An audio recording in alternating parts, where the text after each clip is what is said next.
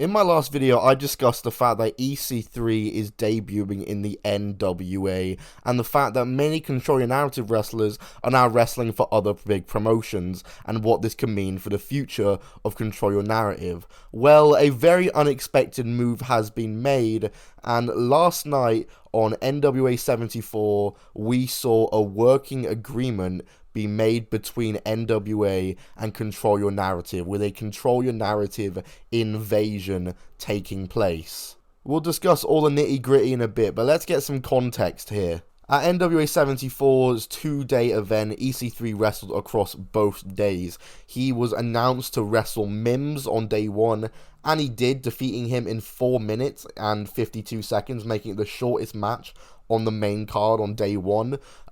Pretty much just squashing Mims, like a really dominant performance from EC3. And afterwards, cutting a promo talking about, narrative and things like that, and the NWA, disrespecting the NWA, leading to Tom Latimer challenging him the next day. And keep in mind, in the NWA, Tom Latimer's, he's a decent-sized name in that company. And that match would end in a no contest, with EC3 once again being really dominant in the match, and the match ending in a no contest due to interference from other Control Your Narrative roster members who are now invading the NWA. And it looks as though the NWA and Control Your Narrative are going to be working together. Whether that means a talent share, whether that means crossover shows, time will tell. But it's very clear that there is a working agreement in place right there. Now, believe it or not, but I actually quite like the NWA. I've been watching it for quite a bit of time. I think the roster is very strange. There's some very strange names on the roster, which I don't get why they'd want. You can probably deduce some of the people I'm talking about here. But overall, I enjoy NWA. I think it's a well-rounded product. I think the women's division is very good. It's probably better than AEW's booking of their women's division, in all honesty. And there's some really good names on there. Camille is a very good wrestler. Colby Corino is a great young guy. Kerry Morton as well. And then you have veterans like Aaron Stevens, Matt Cardona, The Pope, and overall, I quite like the NWA because of people like them. And NWA 74, overall, it was pretty decent. Some matches were misses, for sure, but there was some good stuff on these shows. I thought Lara Bellion against Hawk Seri was really fun. Camille versus Taya was fun. Camille versus Max the Impaler was also pretty good. Homicide against the Mortons was some good stuff. There was some good stuff on this show, in all honesty. But this is an absolutely dreadful move from the NWA, but a good move for Control Your Narrative. The NWA is more popular than Control Your Narrative, and the NWA, in the grand scheme of wrestling, isn't a massive promotion, but they're still more popular than Control Your Narrative. They have the history that goes all the way back to, the 50s and 60s with Harley Race and Ric Flair and people like that. And then they just simply get more attendance than CYN do. And if you ask anyone, they'll probably know what NWA is, National Wrestling Alliance, over what Control Your Narrative is. They'll probably know NWA and not CYN if they do know either. Control Your Narrative, as a small promotion, getting a working agreement with any promotion bigger than them is a good move, no matter how you look at it. It's like when TNA first started, getting that deal with the NWA was a good thing to start off, and eventually they outgrew it and became much bigger than the NWA.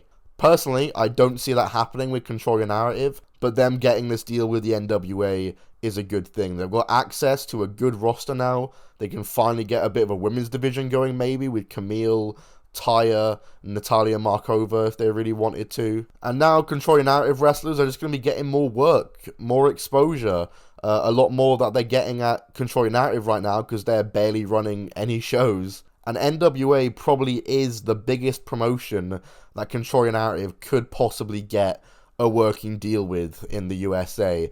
I mean, they're not going to get one with AEW, not with Impact, not with Ring of Honor since they're owned by Tony Khan, and definitely not the WWE, are they? So getting it with the NWA is probably the best option they're going to get. And to be honest, NWA and Control Your Narrative have a couple similarities, mainly in the style of wrestling, like a slower, more methodical style. I guess for that reason, you're going to find fans of the NWA who might actually check out Control Your Narrative. I mean, this is probably, like, fans of AEW will not enjoy Control Your Narrative, but NWA fans might actually enjoy Control Your Narrative. There's a chance of it. In all honesty, they probably attract very similar audiences.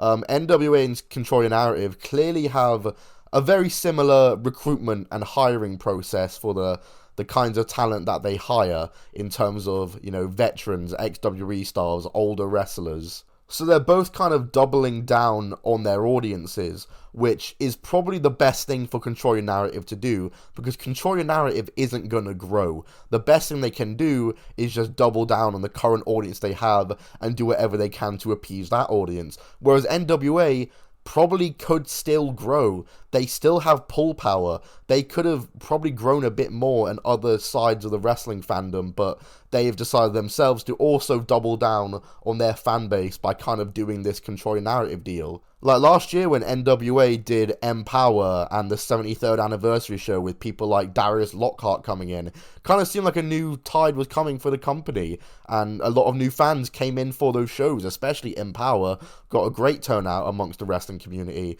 and they've kind of just decided not to do that again the next year. Like, Darius Lockhart was gone in months. They didn't do an Empower this year, and now they're working with Control Your Narrative. And that's why I think it's good for Control Your Narrative to make this move, but not the NWA, because the NWA still has room for growth. NWA gets good attendance, gets good views on YouTube, has the pull power to attract good names to its shows. Like, they just got Davey Richards on their 74th anniversary show. They can get these names from the indie scene that can bring in other fans. As a result of this working agreement, Control Your Narrative are gaining NWA talent, like the women's division specifically, and a small promotion of their show, whereas NWA kind of loses what their gimmick really is with being an old school wrestling promotion, because Control Your Narrative is anything but like an old school territory style wrestling promotion. So by doing a crossover with them, NWA are kind of losing a tiny bit of their identity. I feel like they're losing that realism and that connection that they kind of had to early territory days wrestling.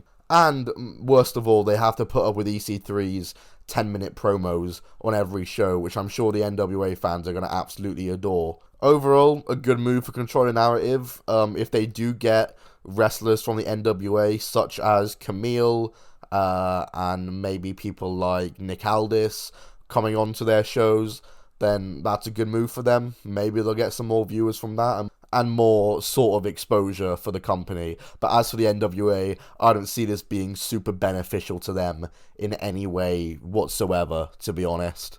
But that's going to be it from me. If you did enjoy this video, then be sure to smack that like button. Let me know what you think of the Control Your Narrative NWA alliance that is going on here. Do you think it'll be good for the NWA? I don't think it is good for them, but do you think it's good for the NWA? Let me know in the comments down below. Either way, though, I'll see you all soon. Goodbye, and keep on rolling.